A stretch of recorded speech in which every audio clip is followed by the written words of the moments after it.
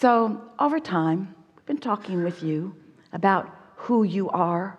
You are so important to the equation of the eternal expansion that we all are.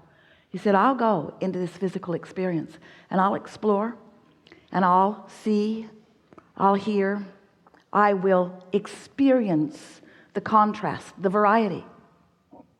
And out of it, I will come to my personal conclusions about what I personally prefer. And the reason that you did that so clearly, you knew that so clearly before you got here, is because you understood that the whole purpose of the variety is for choosing. You said, I'll make choices that are important to me.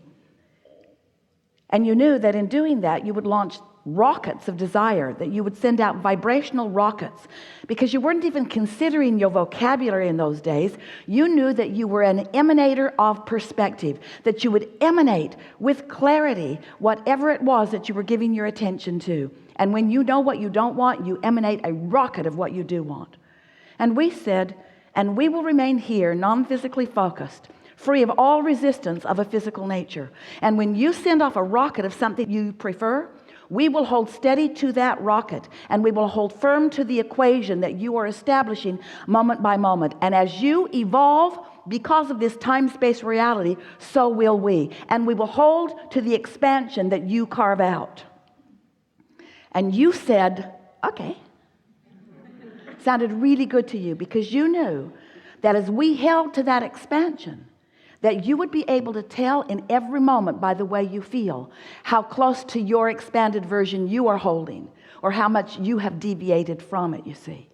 So your emotions let you know. If you're feeling wonderful, that means you've launched lots of rockets of desire, and you are in this moment not offering a thought, belief, or expectation that contradicts the desire that you hold. You're right up to speed with who you are.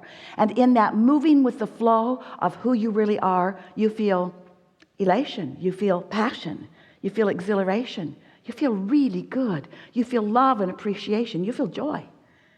But if you are feeling frustration or overwhelmment, if you are feeling angst of any kind, if you are feeling anger, or if you are feeling grief, if you are feeling revenge, or any of those negative emotions that feel like despair or fear, then that means that your perspective in this moment is so far apart from the perspective of your source about the same thing.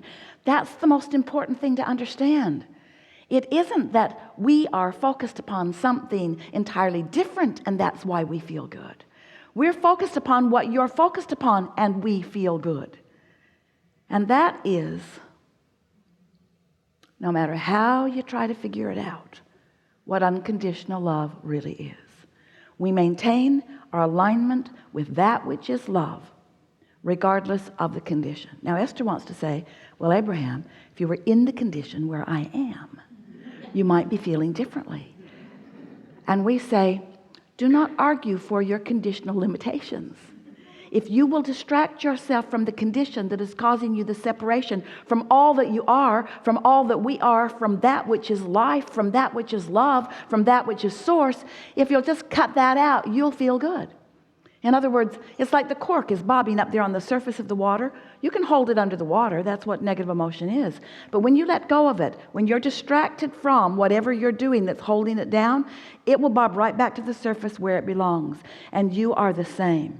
If you're not bobbing, it's because you've got hold of things unnecessarily. You're holding the conditions of those unnecessary things in your thought patterns. And in doing so, you're practicing them, because you know, you think a thought for 17 seconds and another thought like it joins it. It doesn't take very much attention to something to get enough momentum going that you can cause what feels like true separation from your life, from your joy, from your clarity, from your abundance, from your well-being, from who you really are. So, cut it out.